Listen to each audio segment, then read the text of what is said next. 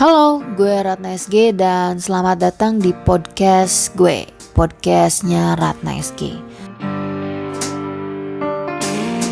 Beberapa hari yang lalu, ada perawat yang meninggal karena COVID di tengah peperangannya melawan virus yang menjadi musuh bersama kita semua. Benar, COVID adalah musuh kita semua, bukan hanya musuh Indonesia, tapi juga musuh dunia.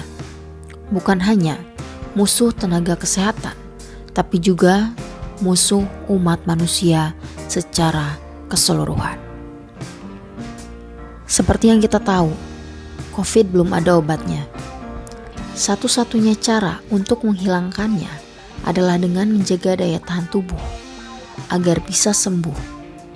Karena dengan daya tahan tubuh kita yang meningkat, maka daya tahan tubuh kita atau imunitas tubuh kita lah yang akan melawan virus COVID-19 ini. Sehingga kita bisa sehat. Itulah kenapa kebanyakan pasien yang sembuh adalah pasien yang memiliki daya tahan tubuh yang baik. Bukan pasien yang memang sudah memiliki penyakit lain, apalagi pasien yang sudah rentan. Itulah kenapa kebanyakan pasien yang meninggal adalah pasien yang berada di usia tua, karena mungkin imunitas tubuhnya juga kurang terjaga, atau bahkan pasien yang sudah memiliki penyakit lain yang membuat COVID-19 ini semakin kuat berada di tubuh itu dan dapat menghancurkan tubuh pasien tersebut bersamaan dengan penyakit-penyakit lainnya.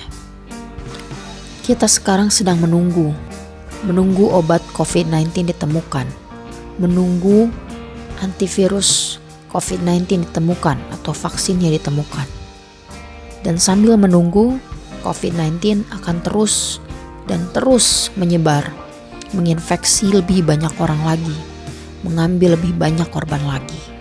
Salah satu cara yang paling efektif yang bisa menghentikan COVID-19 adalah dengan cara mencegahnya untuk bisa masuk ke dalam tubuh kita. Salah satu cara yang paling efektif adalah dengan melakukan social distancing. Artinya, kita menjaga jarak dengan orang lain. Kita tidak berada di kerumunan, kita tidak melakukan kontak fisik, kita berada dalam jarak 1 meter bila berada di tempat umum. Kita juga selalu melakukan cuci tangan yang bersih. Kita juga tambahan yang paling penting adalah makan makanan yang bergizi dan minum vitamin. Semua itu dilakukan agar daya tahan tubuh kita kuat dan agar tubuh kita terhindar dari virus-virus tersebut. Oleh karena itu, ayo kita di rumah saja. Diam di rumah, lindungi diri kita, lindungi orang lain, dan buat virus itu kelelahan mencari inang. Buat virus itu bingung harus hinggap di mana, dan buat virus itu mati ketika datang ke tubuh kita. Meskipun belum ada obatnya, tapi buatlah daya tahan tubuh kita menjadi lebih kuat lagi.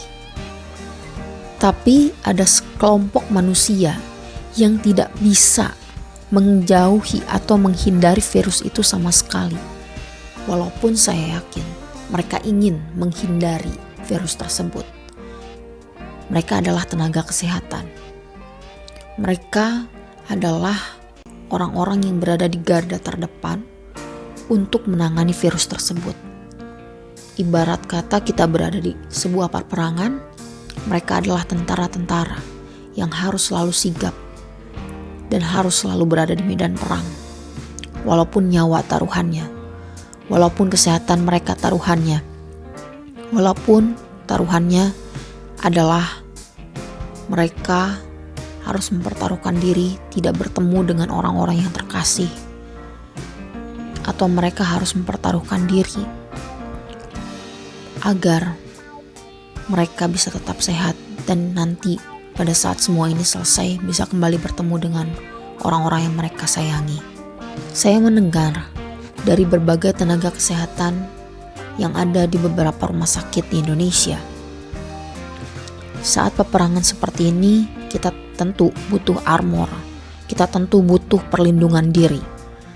Karena pada prinsipnya sebelum kita menolong pasien, kita harus mengamankan diri atau penolong itu sendiri atau tenaga kesehatan itu sendiri.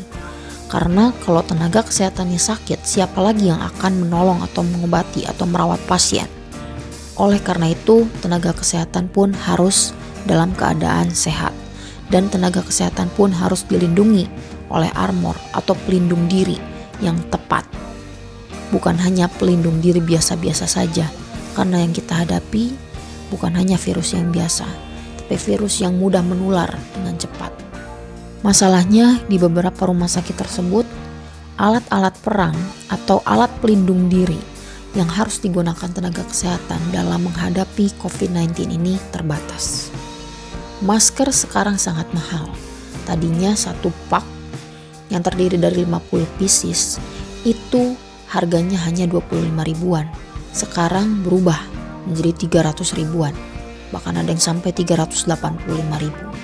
Harga melonjak drastis, membuat masker makin menipis. Bahkan kadang persediaannya mungkin tidak ada.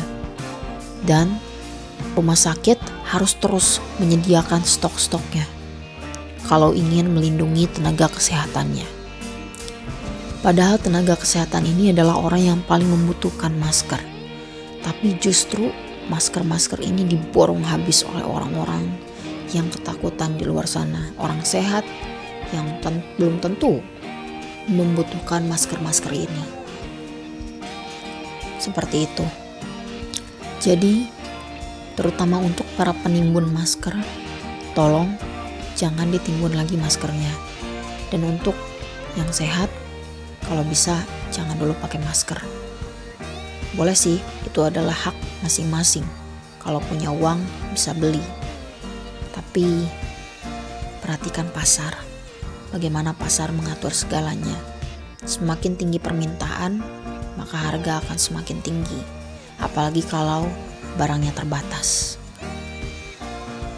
Saya sangat mengapresiasi, kita semua sangat mengapresiasi bagi teman-teman yang sudah menggalang dana dan membeli APD untuk orang-orang yang membutuhkan, terutama untuk tenaga kesehatan.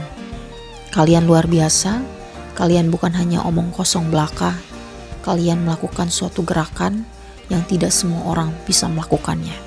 Semoga kita semua berada di dalam lindungan Allah Subhanahu wa Ta'ala, Tuhan Yang Maha Esa. Kemudian hal lain yang menjadi concern kita adalah peralatan yang kurang memadai. Bayangkan, kita berada di dalam suatu medan perang tapi peralatannya kurang memadai. Support dari pemerintah pun tampaknya kurang. Saya mendengar ada beberapa rumah sakit yang bahkan ada pasien yang suspek corona itu berkeliaran bersama dengan pasien-pasien umum lainnya yang rentan terhadap virus tersebut, yang mungkin kekebalan tubuhnya tidak mampu untuk menangkal virus tersebut. Jadi bersama dengan pasien umum, mereka datang, daftar bareng, ngantri bareng, menunggu bareng, tanpa APD, tanpa ada yang memisahkan atau lain sebagainya. Mungkin sebenarnya kalau dia pakai masker saja sudah cukup, tapi kita tidak ada yang tahu bagaimana virus itu bisa menyebarkan. Sehingga ya ada baiknya ada alur yang jelas bagaimana pasien diterima sampai pasien mendapatkan perawatan, sampai pasien terkonfirmasi positif ataupun negatif, seperti itu. Kemudian tidak semua rumah sakit itu ada yang pelayanannya sudah memadai. Tidak semua rumah sakit bisa melayani kasus corona ini karena tidak semua rumah sakit siap. Hanya beberapa rumah sakit yang menjadi rujukan pemerintah yang sangat pemerintah siapkan alur dan segala macam alat pelindung dirinya. Di rumah sakit yang bukan rujukan corona, alur pasien suspek COVID itu mungkin tampaknya tidak begitu jelas, tidak seperti rumah sakit rujukan corona. Nah, artinya tidak semua pasien bisa dirawat di sana. Oleh karena itu banyak pasien yang kalau sudah dites bisa dirujuk seperti itu, atau hanya di screening saja langsung dirujuk. Karena tidak semua juga bisa mengecek hasil dari laboratorium pemeriksaan corona ini. Seperti itu. Jadi tidak begitu benar kalau rumah sakit ini menolak pasien corona. Tapi karena ada alurnya juga. Dan kita juga berusaha melindungi pasien-pasien umum yang lainnya agar mereka tidak tertular, agar kita semua aman. Seperti itu.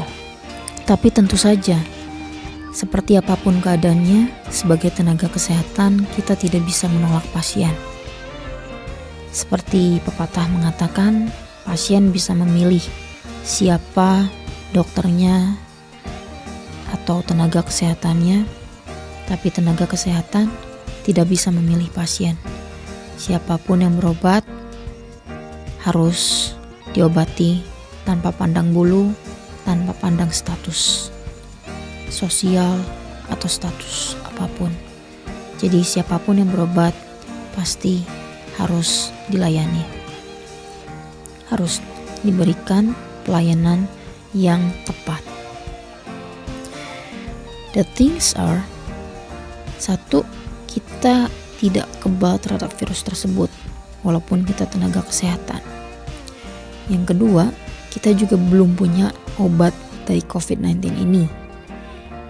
Yang ketiga, kita bukan sejenis umbi-umbian, kita manusia yang juga bisa tertular. Sama seperti yang lain, seperti kalian yang bukan tenaga kesehatan. Kita bisa tertular dan virus itu juga tidak memilih harus menulari siapa. Seperti itu. Jadi sekali lagi ditegaskan, COVID ini adalah musuh bersama. Bukan hanya kami yang harus memeranginya, tapi kalian juga. Lindungi diri kalian dan orang-orang yang kalian sayangi. Ayo kita jaga daya tahan tubuh kita, jaga kebersihan diri, sering lakukan cuci tangan, lakukan etika batuk atau bersin yang benar. Jangan bersin atau batuk sembarangan, seperti itu.